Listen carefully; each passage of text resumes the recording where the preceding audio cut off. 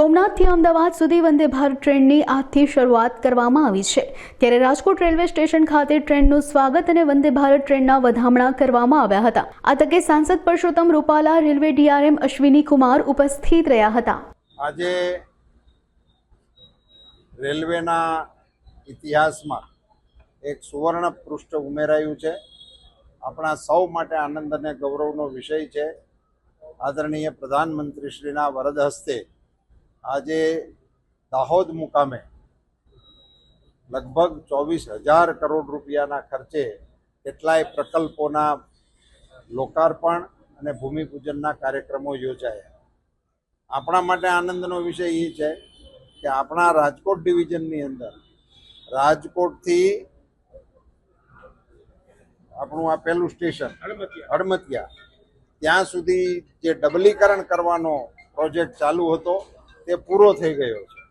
વાસ્તવમાં આ પ્રોજેક્ટ ઓખા સુધીનો છે, 111 કિલોમીટરનો, પણ એમાંથી 39 કિલોમીટરનું કામ પૂરું થઈ ગયું છે।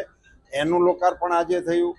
અત્યારે આપે સૌએ જોયું એ પ્રમાણે અમદાવાદ અને સોમનાથની વચ્ચે સોમનાથ દાદાના દર્શન કરવા માટે વંદે ભારત ટ્રેન, જે આજે ટ્રેનની અંદર મુસાફરી કરતા મુસાફરો માટેની પ્રથમ પસંદ બની ગઈ છે, એવી ટ્રેનનો શુભારંભ પણ આજથી થઈ ગયો છે। હમણાં જ આપણે રાજકોટના રેલવે સ્ટેશન ઉપરથી સોમનાથથી અમદાવાદ તરફ જતી ટ્રેનને અહીંયા આપણે એમનું સ્વાગત પણ કર્યું, એમના વધામણા પણ કર્યા, એને વિદાય પણ આપી।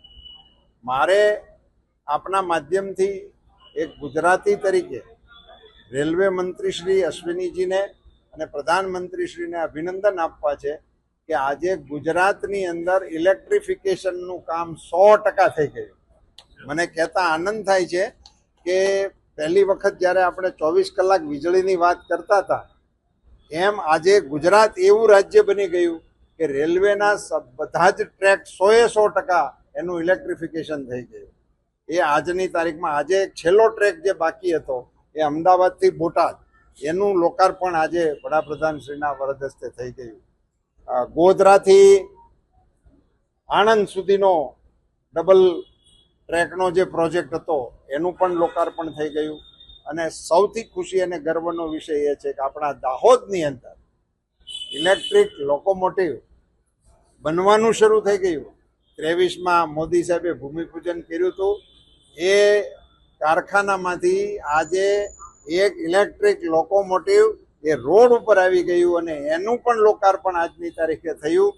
હવે હિન્દુસ્તાનના રેલ માર્ગો ઉપર મેડ ઇન દાહોદ એન્જિનો ચાલતા હશે અને આપણે સૌ આનંદપૂર્વક એક વાત કરી શકીશું કે ભારતમાં બનેલા એન્જિનો વર્લ્ડ ક્લાસના છે અને એનું દુનિયામાં એક્સપોર્ટ કરવાનો પણ આ પ્રોજેક્ટની અંદર સમાવેશ છે।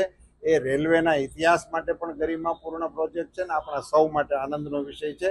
બધા જ ગુજરાતીઓને અને બધા જ રેલવેની અંદર સંકળાયેલા અધિકારીઓ અને કર્મચારીઓને પણ હું અભિનંદન આપું છું। સમયસર એમણે આ બધા પ્રોજેક્ટોને પૂર્ણ કર્યા છે, એ માટે એમાં કામ કરનારા રેલવેના તમામ કર્મયોગી પણ અભિનંદનને અધિકારી છે। મોદી સાહેબને ધન્યવાદ।